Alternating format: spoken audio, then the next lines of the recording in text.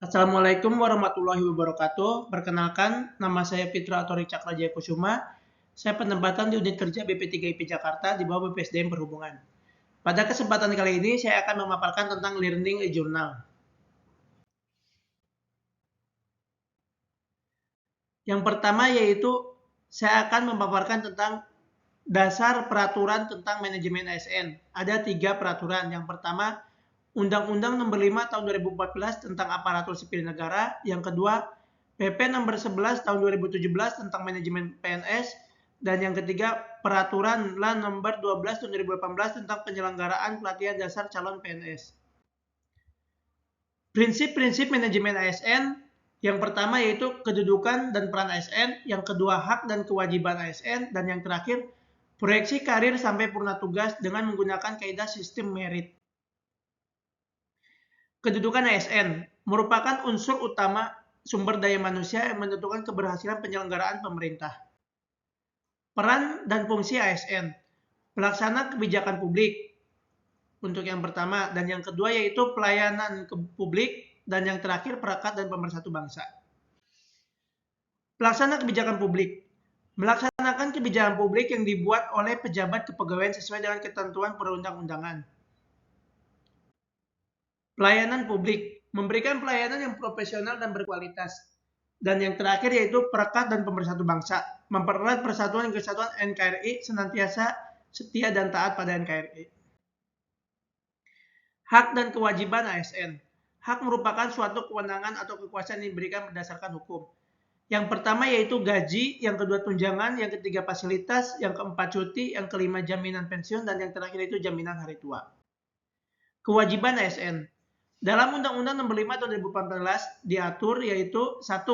Setia dan taat kepada Pancasila, Undang-Undang Dasar 1945, NKRI, dan pemerintah.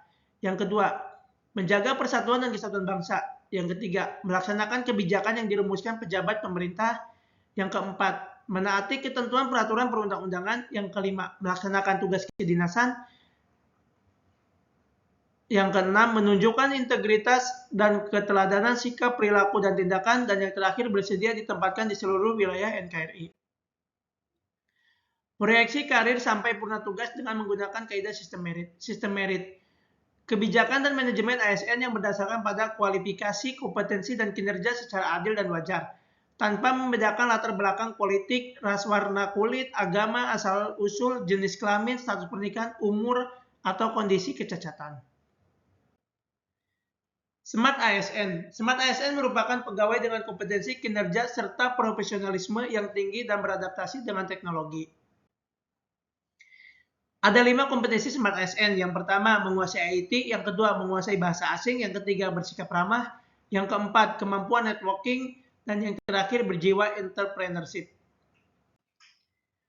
Untuk yang pertama, ASN harus menguasai IT. ASN dituntut tidak gaptek atau gagap teknologi dan informasi. ASN harus bijak memanfaatkan internet. Yang kedua, ASN harus menguasai bahasa asing. Mampu mengembangkan potensi melalui informasi dan teknologi yang menggunakan bahasa asing. Yang ketiga, ASN bersikap ramah saat melayani. Keramahan adalah memiliki sifat baik hati dan menarik budi bahasanya.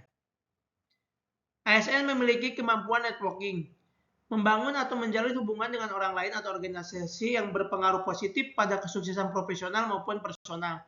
Manfaatnya memberikan pelayanan prima kepada masyarakat.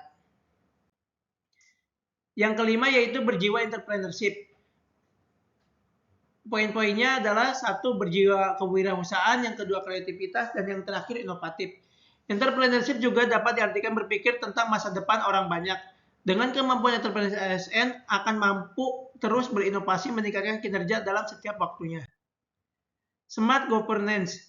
Sebuah tata kelola pemerintahan yang cerdas untuk mewujudkan tata kelola dan tata pemerintahan yang baik melalui inovasi teknologi. Jenis dan status ASN. Jenis ASN dalam peraturan pasal 1/3 dan pasal 7, statusnya yaitu berstatus pegawai tetap dan memiliki NIP secara nasional, menduduki jabatan pemerintah. Tugas ASN. 1. Melaksanakan kebijakan yang dibuat oleh pejabat pembina kepegawaian sesuai dengan ketentuan peraturan perundang-undangan. Yang kedua, memberikan pelayanan publik yang profesional dan berkualitas. Dan yang terakhir, mempererat persatuan dan kesatuan Republik Indonesia. Kode etik dan kode perilaku ASN. 1. ASN sebagai profesi berlandaskan pada kode etik dan kode perilaku. Tujuannya untuk menjaga martabat dan kehormatan ASN. Yang ketiga, berisi pengaturan perilaku pegawai ASN. Kode etik dan kode perilaku ASN. 1. Melaksanakan tugasnya dengan jujur, tanggung jawab, berintegritas tinggi.